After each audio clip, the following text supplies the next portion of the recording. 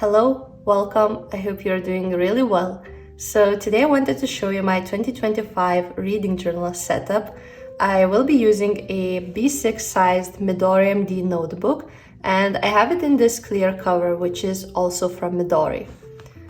So let's open it up, and first we have my title page. I didn't do anything fancy with it. I just wrote the title, the year, and I decorated it with a matching sticker. And here we have my color key, and I will explain what it is for in just a moment. So on the very first page we have my 2025 reading intentions, and I didn't want to phrase them as goals because I already have too many of those for the next year.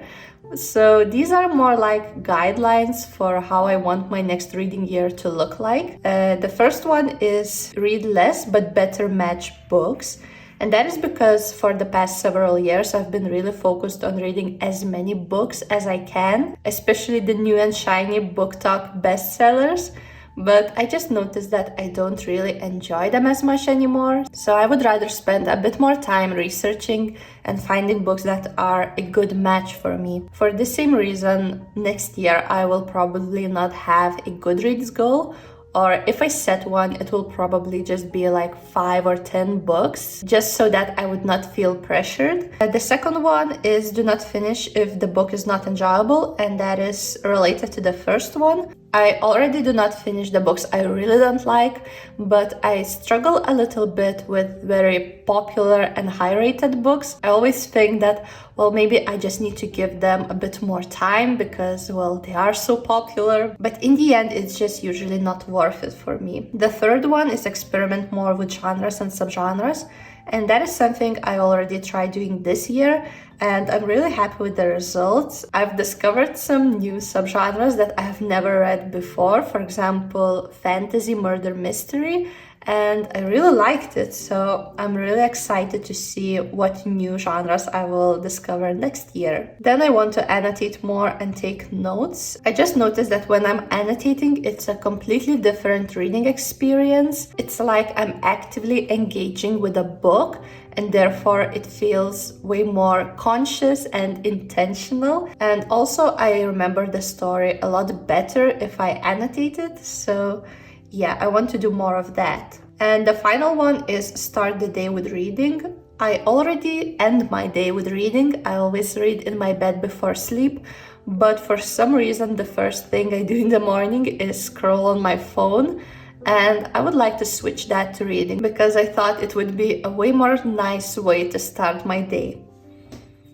Then we move on to my reading log, and in this year's journal I have it as a bulky table where I fill in the title, the author, and the dates I read the book, but I don't really enjoy filling it in. It's honestly just a bit boring. So I thought about that and what I'm getting from that spread, and it's actually that I just want to see what books I've read each month. So I changed it a little bit for the next year, and I have these monthly boxes, and I will just write the books I've read in the box. And I think it will be way more fun to fill, and it looks visually more interesting this way. Then we have my bookshelf tracker. I will be writing the title and the name of the author on the spine, and then I will be coloring it in according to the genre of the book.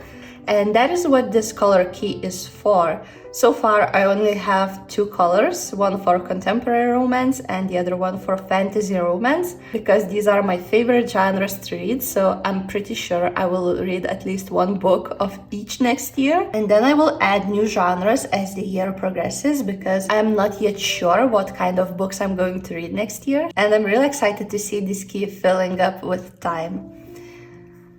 I also decorated my bookshelf with some stickers just so that it would look a bit more nice and cute. And also I made sure this year to make the book spines wide and tall enough so that I would not have to squeeze everything in. I think I will have enough writing space now. Then we have my book series tracker, and it is quite similar to the one I have right now, except I made sure to have enough space for my book series. So I have this additional page. I have not set it up yet because I'm not sure if I will use it for book series, and if I don't, I will just turn it into a quote page or make a mood board or something. I will find how to use it.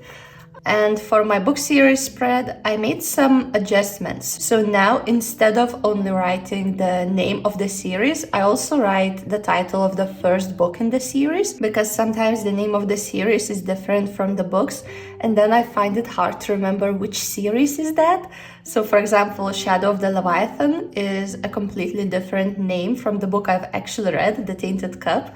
So I just thought it will help me to remember which series is that. And yeah, I'm drawing the bubbles for each book in the series, and I'm filling them from the back to the front in case a new book is released or announced, and then I will be able to add additional bubbles if I need to.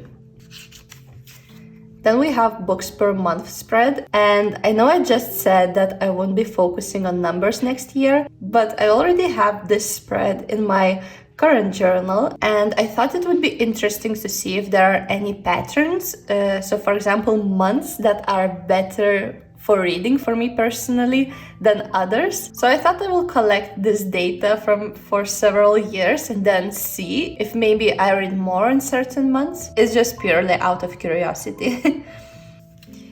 Then we have new releases spread. There are several books that are coming out next year that I will want to read, and I thought it would be nice to have a calendar of some sort where I would be able to see when they are coming out so that I would be able to read them. And I use this Write page for quick notes about these books so that I would know whether it's a sequel to a series I already started reading or if it's a new release by one of my favorite authors, just all that. Then we have my book badges, and I got a lot of questions about these, so I will try to explain them a little bit better this time. I use my book badges instead of star ratings when I make review spreads, because I just noticed that star rating system is just not that helpful or informational to me. It doesn't really say how I enjoyed the book, and the majority of my books usually just get the same star ratings. So it just doesn't tell me a lot. So instead, I created my own book badges system. I give these book badges to books I think deserve them. There is no limit of how many book badges a book can get. And also some books just don't get any book badges if I don't feel like giving any. I usually just try to not finish the books I really don't like. But if I read a book and there's just nothing that stood out to me and I feel pretty indifferent to it, then I will just not give any book badges to it. And I thought I could give you several examples of the badges so that you would be able to better imagine how I use them. So for example, this owl is called Just One More Chapter. And it means that I was so invested in a story that it was hard for me to just stop reading. I had to read one more page, one more chapter just to know what happens next. In other words, it was just a complete page turner for me. Then this diamond is called Hidden Gem, and this badge is for the books I feel should get more attention than they already do. For example, when I really enjoy the book and I don't see it a lot on social media, or just not a lot of people are reading it and I feel like it should be different because it was just such a good book, then it gets this badge. The Magic Wand one is called Magic Like No Other, and it is for books with very well developed and unique magic system.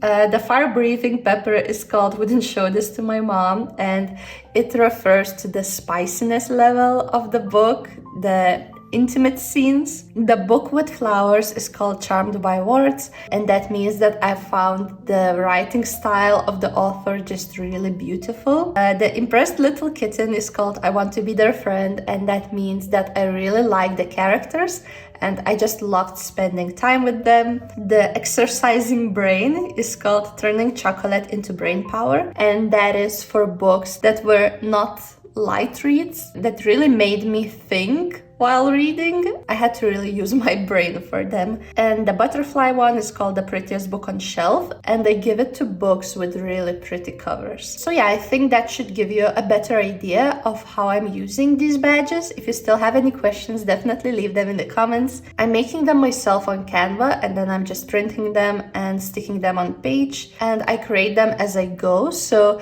if I read a book and I feel a need for a badge that I don't yet have, I will just create it and add it to my collection.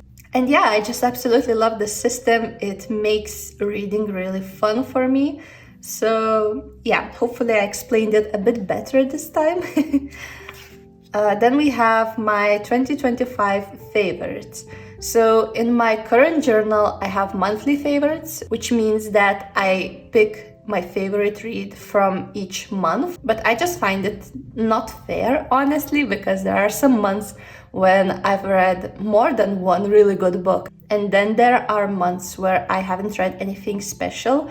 So instead of picking monthly favorites, I just made 12 slots, and I will fill them with the books I really liked, not depending on the month I've read them in. So my hope is by the end of the year to have a spread full of books I loved. And that is the last one of my all year long spreads. And then we just move to my monthlies. So I wrote a little quote about reading and did a monthly cover for the month of January. And then after this, we will just dive into book reviews. I don't have any yet to show you. But yeah, that is my 2025 reading journal setup. Let me know if you will be using a reading journal next year, and if you will, definitely let me know which notebook did you pick, because I'm just really curious. And yeah, I hope you enjoyed this video and found it inspirational. If you did, definitely give it a big thumbs up. That would be really helpful. And I will see you in my next video. Bye!